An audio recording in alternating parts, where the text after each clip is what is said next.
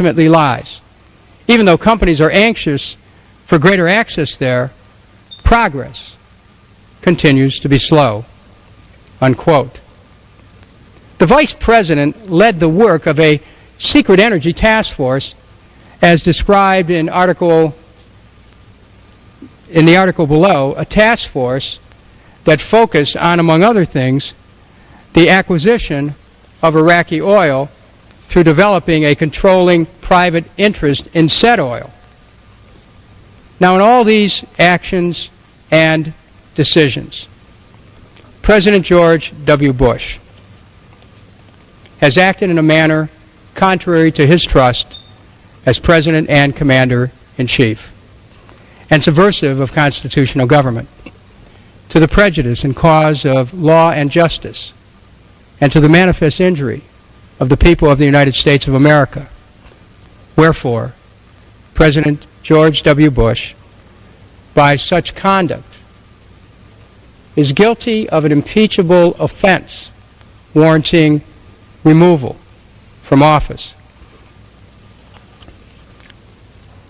Article 13, creating a secret task force to develop energy and military policies with respect to Iraq and other countries.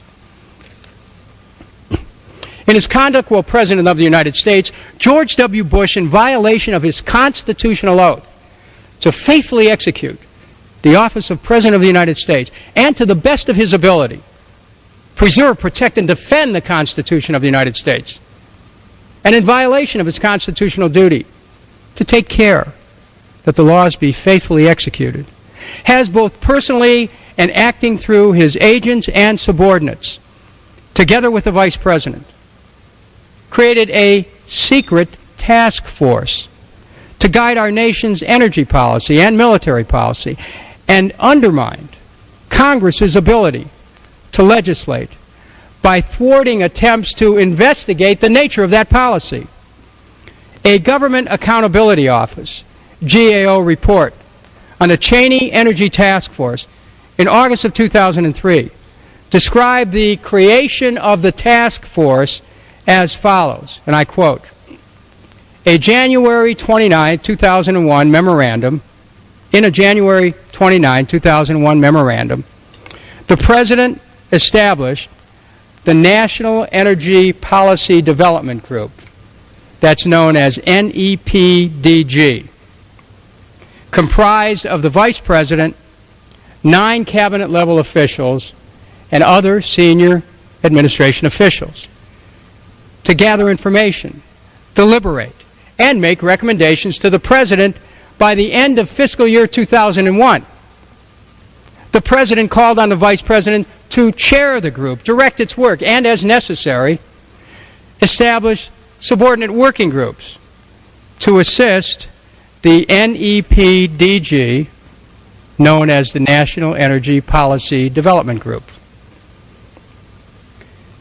The 4 other senior administration officials were the Director of the Office of Management and Budget, the Assistant to the President and Deputy Chief of Staff for Policy, the Assistant to the President for Economic Policy, and the Deputy Assistant to the President for Intergovernmental Affairs. Here's what the GAO report found. Quote, "In developing the National Energy Policy Report, the NEPDG principals, support group, and participating agency officials and staff met with, solicited input from, or received information and advice from non-federal energy stakeholders, principally petroleum, coal, nuclear, natural gas, and electricity industry representatives and lobbyists. The extent to which submissions from any of these stakeholders were solicited, influenced policy deliberations, or were incorporated into the final report cannot be determined based on the limited information made available to GAO. NEPDG, the National Energy Group we're speaking about met and conducted its work in two distinct phases. The first phase culminated in a March 19, 2001 briefing to the President on challenges relating to energy supply and the resulting economic impact. The second phase ended with the May 16, 2001 presentation of the final report to the President. The Office of the Vice President's unwillingness to provide the NEPDG records or other related information precluded the GAO, the Government Accountability Office, from fully achieving its objectives and substantially limited GAO's ability to comprehensively analyze this energy group's process.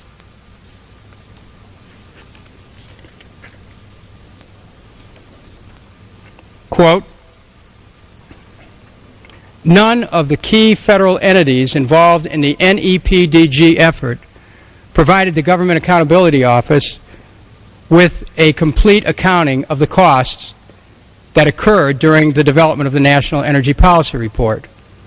Two federal entities responsible for funding the National Energy Policy Development Group, the Office of the Vice President and Department of Energy, did not provide the comprehensive cost information that the GAO requested.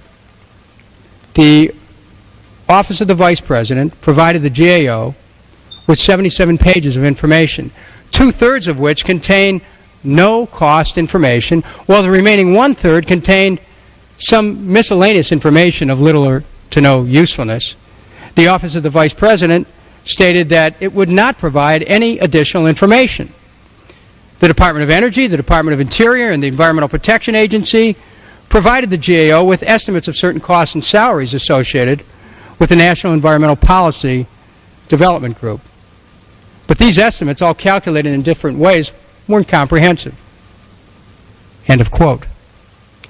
In 2003, the Commerce Department disclosed a partial collection of materials from the National Energy Policy Development Group, including documents, maps, and charts dated March 2001 of Iraq's, Saudi Arabia's, and the United Arab Emirates oil fields, pipelines, refineries, tanker terminals, and development projects.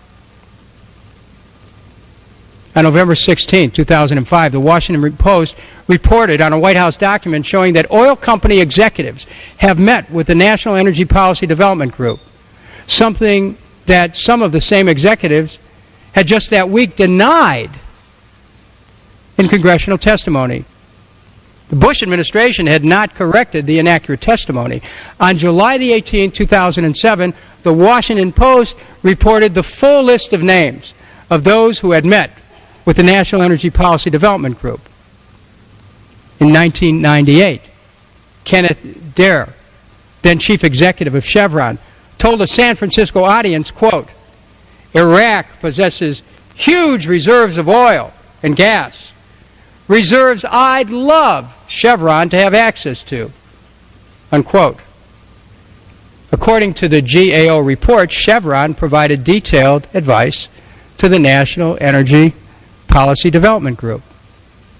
In March 2001, the National Energy Policy Development Group recommended that the United States government support initiatives by Middle Eastern countries, quote, to open up areas of their energy sectors to foreign investment, unquote.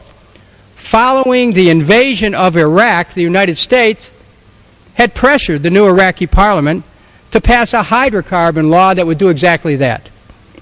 The draft law, if passed, would take a majority of Iraq's oil out of the exclusive hands of the Iraqi government and open it to international oil companies for a generation or more. The Bush administration hired Bearing Point, a U.S. company, to help write the law in 2004. It was submitted to the Iraqi Council of Representatives in May 2007.